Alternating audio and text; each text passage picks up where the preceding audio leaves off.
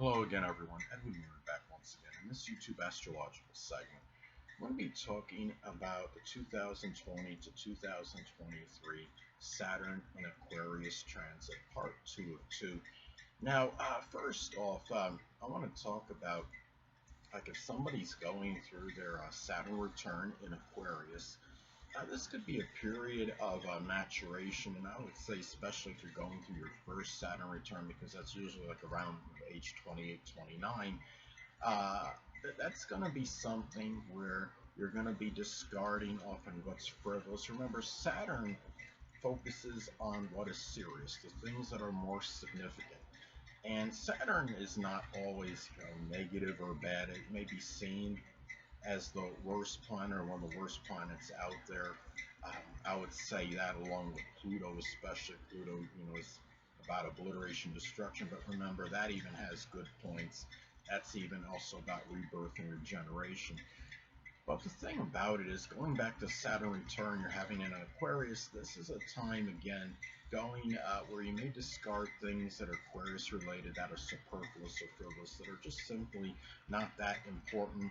This could be like electronic gadgets or something computer related, things that may not be really significant, as far as playing an integral role in your life, things that might be inhibiting you and holding you back from doing things that are going to be more important for the duration of your life even. It could be also Aquarius-like qualities or attributes that might be adverse, that might be to your detriment. You may be looking at yourself and saying, well, maybe these need to go away, such as being overly eccentric or idiosyncratic, rebellious behavior, uh, being overly independent, so to speak, perhaps in the wrong areas. I mean, if you have this, say, in the 10th house, it could be something where you might have avoided, some kind of career for some time, and now it's a time where you might come to a decision where there's more of a longing for it.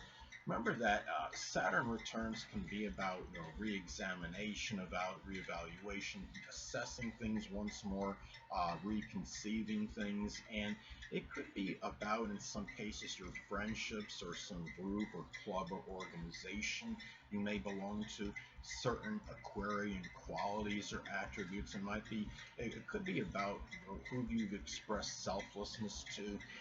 It might be, showing where you showed some humanitarian instincts, but was it for the right people? Was it for the people that were actually going to get up and help themselves, for example? And I don't think there's nothing wrong with helping people that are in a situation in life where their stature is lower than others, such as people that are impoverished or homeless or hungry, they're down on their luck or what have you.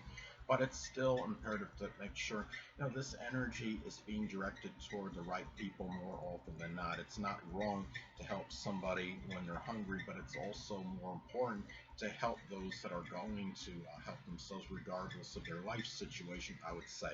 Um, the thing about it is too, and the thing looking at this as well, another thing about this too is that this transit, I want to talk about a significant point in this transit. Now, on January 28th, 2021, there's going to be a fixed T-square configuration, which is going to consist of that Saturn and Jupiter conjunction. Is going to oppose the full moon in Leo, and both those energies it's going to be squared by the Mars-Uranus conjunction in Taurus. So one way this may manifest, it could be about that responsibility, which is Saturn, to open-minded, really to be more open-minded, which is Aquarius, opposing the need, which is the moon to know it all, which could be Leo in a negative manifestation, thinking that you have all the answers. Sometimes it may manifest in subconscious arrogance, moon and Leo energy. Remember, the moon is the unconscious, subconscious, and Leo, sadly, in a negative manifestation, could exhibit very arrogant, egotistical qualities. So in this case, you're going to have that point of the overemphasis, over-accentuation, overcompensation, which is going to be the focal point of this configuration, which is, of course, the Mars-Uranus conjunction in Taurus. And that being the case, it could be something where having that energy could be about seeking out very loyal, steadfast, trustworthy, which is Taurus, and friendships, which is Uranus, or even groups for help. And it could be a point of overemphasis because it might be where you're going to other people too much, and it's not really about you making your own decisions on this. We're talking about and having a conjunction with Mars, it could increase the vitality and energy that is involved in this. And also another way this could manifest, this could be a result trying to get to figure out. Well, you're talking about. I want to talk about really specifically in a lot of cases collectively this energy.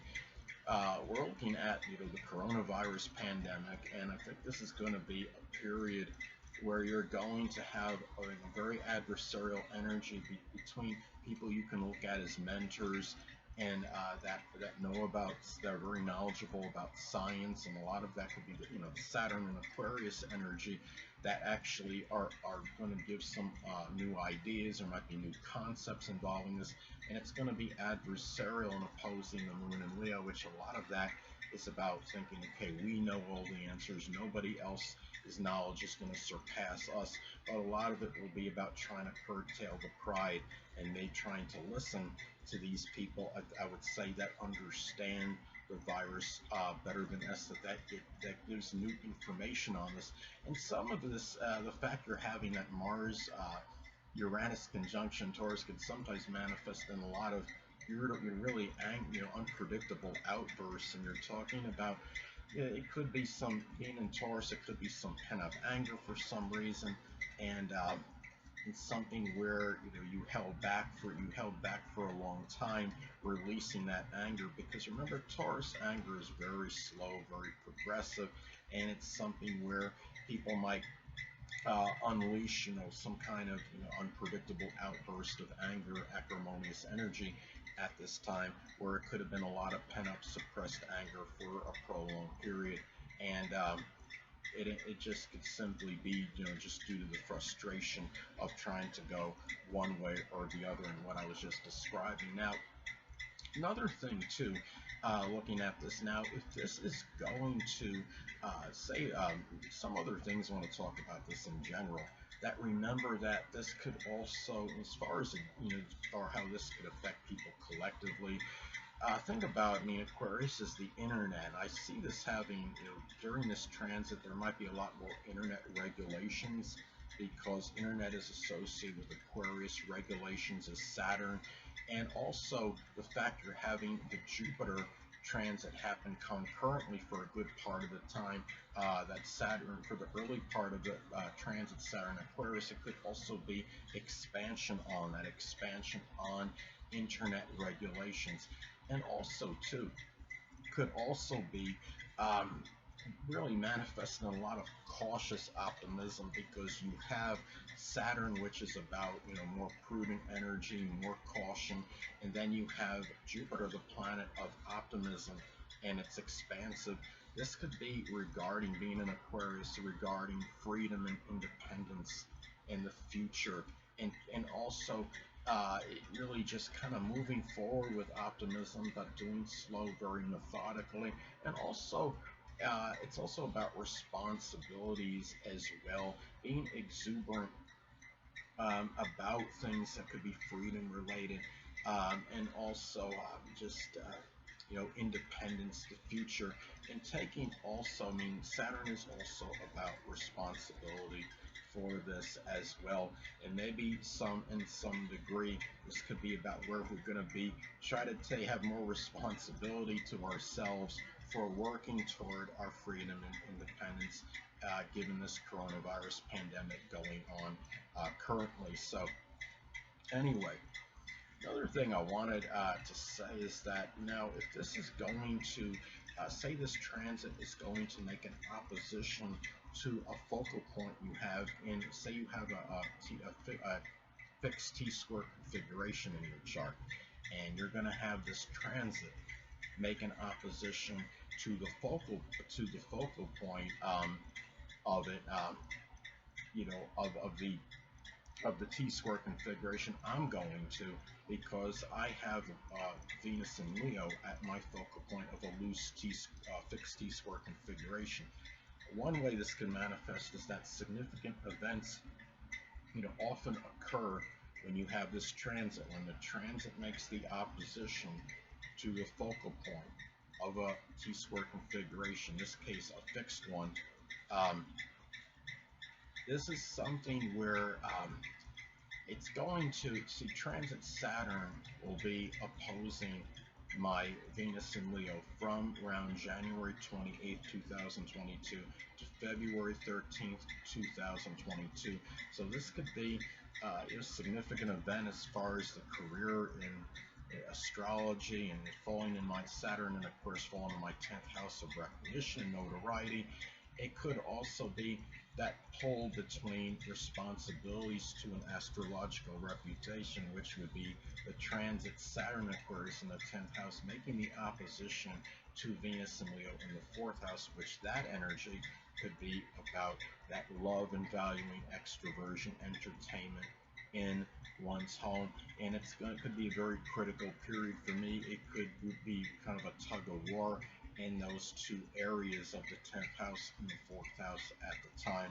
And often important things may occur. It could be about having to go away from that, from that more enjoyment on a very grand scale in Leo in the 4th house. And it's also too, it's going to be a time where, be an interesting time for me, because Venus and Leo can sometimes manifest in energy where you may anticipate your expectations might be grandiose for your relationships that I'm in, and the fact that the transit Saturn is going to make the opposition to it, I might be getting really cold shoulder at the time from those people. And being in Venus in the 4th house, those people I actually really feel perhaps close to home with, and it could be home members at that time, people that might be living in my own home. So going to be very interesting to see, say the absolute least. But anyway, people, that'll conclude this YouTube astrological segment. Until next time, people, Edwin Learnard saying, stay well.